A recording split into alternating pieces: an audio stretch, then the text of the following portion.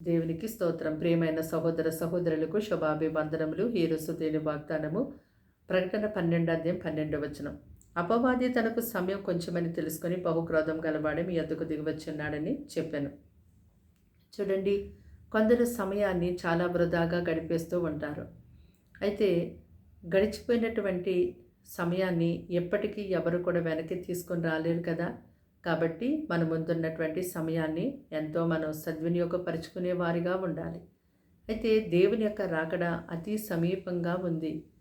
దీన్ని బట్టి మనకు అర్థమవుతుంది అంటే ప్రభు చెప్పినటువంటి సూచనలన్నీ కూడా జరిగిపోతూ ఉన్నాయి.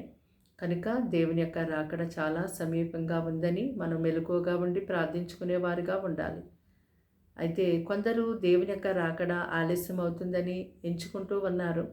అయితే ప్రభు తన యొక్క వాగ్దానం గురించి ఎంత మాత్రమో ఆలస్యం చేయవాడు కాదు. కానీ ప్రతి ఒక్కరు కూడా అంటే ప్రతి మనుష్యుడు నశించిపోకుండా మారుమనసు పొంది రక్షించబడాలని దేవుని యొక్క ఉద్దేశం కనుక దేవుడు తన యొక్క రాకడను ఆలస్యం చేస్తూ ఉన్నారు.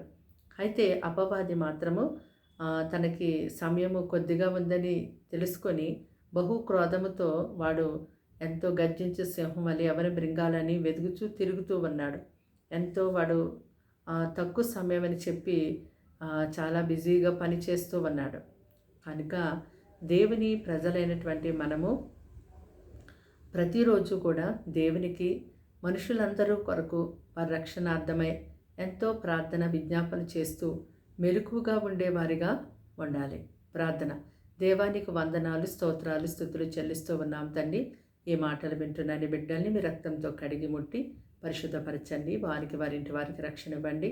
సమయాన్ని వృధాగా చేసుకునే వారిగా మీరు ఉండొద్దు ప్రభా. ఇక మీదట వారు ఎంతో సమయాన్ని సద్వినియోగం చేసుకోవాలి.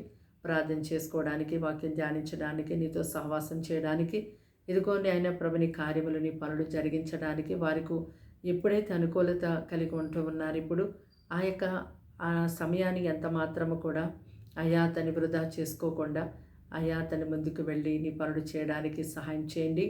అయా తండ్రి నా ప్రభా, ఇదిగో నేడు అనే సమయం ఉండగానే అయా తండ్రి నాయన నీ కొరకు సిద్ధపడే వారిగా వారిని లేవనెత్తండి. వారిని వారింటి వారిని పోషించండి, నడిపించండి. సమస్యలతో, రోగములతో, రకరకాల ఇబ్బందులతో నీ ప్రజలు ఉంటున్నారయ్యా. ఇదిగో నీ హస్తము చాపి వారికి సహాయం చేయమని ముట్టి స్వస్థపరచమని ప్రార్థిస్తున్నాము. పొంచువన్న ప్రమాదం, మరణం, కీడు, రోగములను, దుష్టిని కార్యములను లయము చేస్తున్నాము దేవా. ఇదిగో తండ్రి అపవాదికి చోటు ఇవ్వకుండా ఎడతగిన ప్రార్థనలు వీరి జీవితంలో ఎంతో గొప్పగా దయచేయమని యేసుక్రీస్తు నామములో ప్రార్థన వినంతో సమర్పించి అడిగి వేడుకున్న ప్రియ పరలోక తండ్రి.